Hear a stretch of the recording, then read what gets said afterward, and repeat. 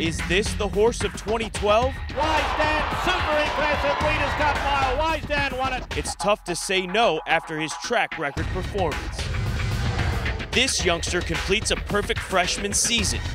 Is it too early to pursue the crown?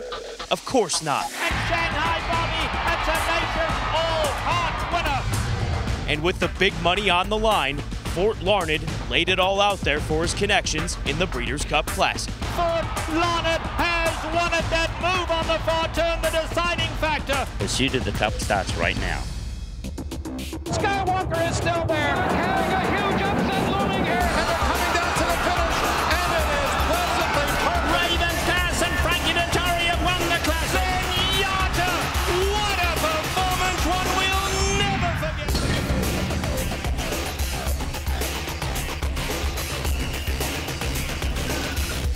Brought to you by Fasig-Tipton, home of North America's first thoroughbred auction company. No one has a longer pedigree. And TwinSpires.com, featuring TwinSpires TV, TwinSpires Pro, and smartphone wagering with live video. 55,000 plus on hand on Breeders' Cup Championship Saturday to witness Fort Larned win the Breeders' Cup Classic, and no worse for wear the morning after. And I'm sure he'll get a few more of those, a couple of carrots or two for this year's Classic winner.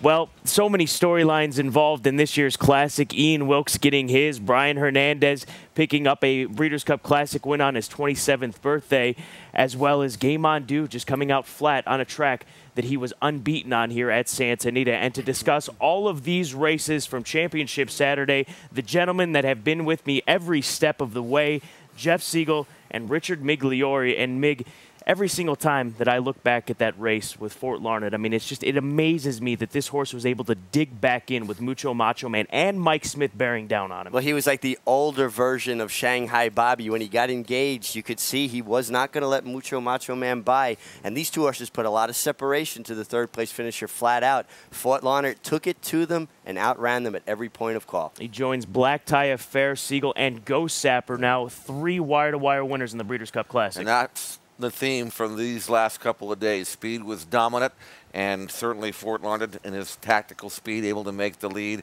We saw that in the previous 2 days where front-running route horses really had an edge, and Fort Larned took advantage of that. But there were other horses in this race that could have gone to the front. He was the most athletic. He had the quickness, and he had the ability to get there where he wanted to be. And then he was able to reach back and find something more when challenged throughout the stretch drive by Mucho Macho Man, who really did want to win.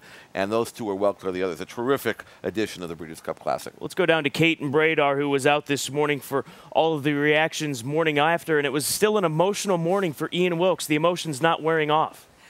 No, not wearing off at all, although it was a little subdued this morning as well. Quite honestly, I think a lot of the connections, even those that won Breeders' Cup races, are just a little bit tired, which is understandable, but many have already headed home. Wisedan among them back to Kentucky. Groupie Doll is heading back in a little while, along with Fort Larned and Ian Wilkes, who had a somewhat sleepless night and is still in a bit of a daze. His reaction the day after his Breeders' Cup Classic win, topping our Gainesway Farm Pursuit of the Cup final news of the day. The important thing was the break, you know. When we got a good break, that was the whole key, you know.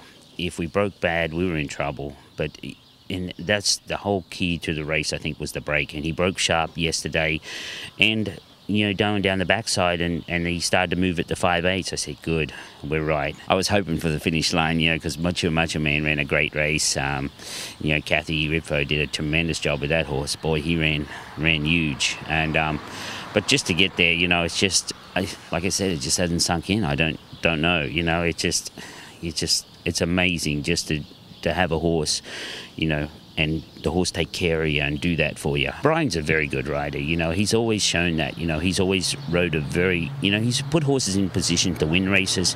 He just didn't have enough horse before, so I had to find him a better horse. And the confidence, you know, he trusts the horse, you know, and that's the key, you know.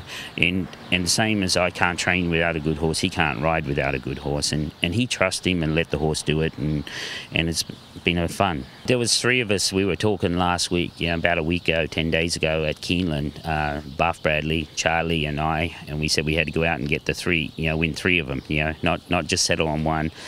Well, when Buff won and then Charlie won, man, that was a little more added pressure to me. I had to hold my end up. So I was under a little pressure there, but no, it was great. You know, tremendous horsemen, both of them, Buff and Charlie, you know, and good friends too. Each year's very unique, you know, and they come together, you know, when you're sitting there at the draw and they're pulling the names out of the hat, you realize how competitive the races are. And it just says a lot for them to run that well against that kind of competition. Let's start with Tapazar first of all, how he came out of the race and your reaction to the race. Well, he came out of the race in really good shape. You know, very proud of the race that he ran, and it was a very big win for the home team. What will happen next for him? Well, that'll be decided. You know, obviously this was the very big spot for him. Proud of how he ran when it mattered the most. You had to be almost feeling like it was almost a win with My Miss Aurelia. Well, very proud of how hard they ran. Of course, you know, little thing here, little thing there. You know, like you said, 3 seconds, but they ran very good races and went for a lot on the line. Very proud. At the same time, it's a little frustrating to be second, but you know, he ran a huge race. I had every faith in him that he would, but then, you know, as you get a little closer and the race is so competitive, certainly it's easy to question yourself a little bit. But he ran huge. He's a very special horse, and it took a really good horse to beat him too. I hoped he would run like he did, you know, but you just never know coming off that kind of a layoff. But you know, he's an amazing horse. He's the best horse I've ever trained. He's been spectacular in the morning training, and I knew he was fit enough. It was just a question of, you know, the mental fitness or whatever you like to call it. It's just tough to come back off that kind of a break. I'm not in a hurry to run him back. He ran a huge race yesterday. I'd like to give him plenty of time to get over it. Dubai was always was the original idea, and I think that's probably what we'll stick with. So I would imagine it will be one race before we go to Dubai, possibly over there. And we may see not only Animal Kingdom in Dubai, but also Royal Delta and Wise Dan, those connections indicating that's the major goal in March. Also from the Mott Barn, confirmation that To Honor and Serve has been retired. He has already shipped out to Kentucky. The majority of the Mott horses, or the remaining Mott horses that is, will head to Payson Park in Florida tomorrow. And it's a similar plan heading to Florida tomorrow for the Todd Pletcher horses, including Shanghai Bobby, winner of the Breeders' Cup Juvenile, with the exception of In Lingerie, who is already headed to Kentucky for the Fasig-Tipton sale. That's true of many of the Breeders' Cup contenders, including Dust and Diamonds, as well as Breeders' Cup winner Zagora. They're already in Kentucky. Some of the connections, in fact, on a Fasig-Tipton charter that headed to Kentucky last night. As far as the rest of the horses from New York and Kentucky, they're set to ship out to other parts, maybe even Florida, beginning tomorrow. And the good news from the Mucho Macho camp, that Mucho Macho Man will race again next year. So a lot of these Breeders' Cup heroes we will look forward to seeing in action next year, Scott. That is great news, Kaiten, and that really gets you keyed up for 1 year from now, again, here at Santa Anita Park, boys. But let's get back to the Breeders' Cup Classic. We are going to take you gate to wire in yesterday's $5 million feature. Field of 12, the favorite was Game On Dude. As we checked the final odds, he went off at odds of 6-5, Richie. And you've got to take us to the start of this race, because this is where this race was won for one horse and lost for the other. Yeah, his fate was basically sealed the first step out of the gate when Fort Larned broke so alertly and actually shifted out just enough to place Game On Dude in tight. Rafael Bejarano ducked in, and then Brian Hernandez just easing back over and laid him right there in that pocket, in a position Game On Dude's not really comfortable with. But then I think it was compounded by the fact that Rafael Bejarano's already looking for a place to get out, and they're stacked up 5 across the track. Yeah, I'm not sure what he was doing here. I mean, he angled the horse out. I'm talking about Rafael, and then he puts him in what he thinks is in a good spot. And if you look at that start, though, and you're right, Richie, that was not ideal for Game On Dude. But you know something? This is a championship race. That's not supposed to get you beat if you're the 6-5 favorite in a classic race. You got to be able to overcome a little bit of adversity. And Game On Dude, if that's what got him beat, then he's not the horse I thought he was. You can see the horses sitting up front. I mean, they're just cruising along. That's Fort Larned and Mucho Macho Man, Richie.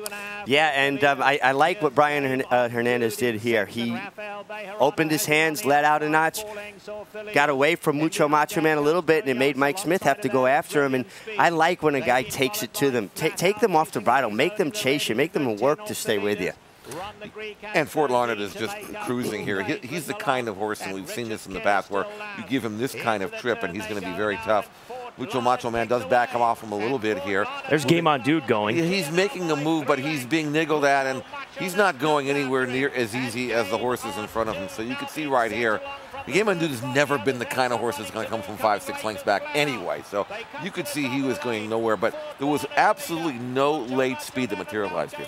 Flat Out's going to rally up and finish a solid third in this race, but this is the match here. They hook up, and now down to the wire you see Brian Hernandez asking, and he just continues to receive from Fort Larned in this situation. Yeah, in the words of Trevor Devon, the more he asked, the more he gave. And you could see at about the 16th pole, he was going to hold him safe. And it sure felt like if they went around again, they were going to stay in that position. Yeah, you got to give it up to the winner and the runner-up. I mean, when you're that far clear of the rest, both horses deserve plaudits. And I thought Flat Out did as well as he could to pick up the pieces and be a distant, although non-threatening third in a race in which nobody from off the pace made any impact whatsoever. Happy 27th birthday, Brian Hernandez Jr. You will never forget this. There is no question about that. Mucho Macho Man, his trainer, Kathy Ritvo, said, what can you do? He ran a winning race. The other horse was just a great horse today, and that's really how it shaped up. And when you look at the final order of finish, the thing that stands out to me, Jeff, has to be Game On Dude finishing 7th over his home court. How about give it up to the New York horses? Fort Larned, Mucho Macho Man, Flat Out, and Ron the Greek.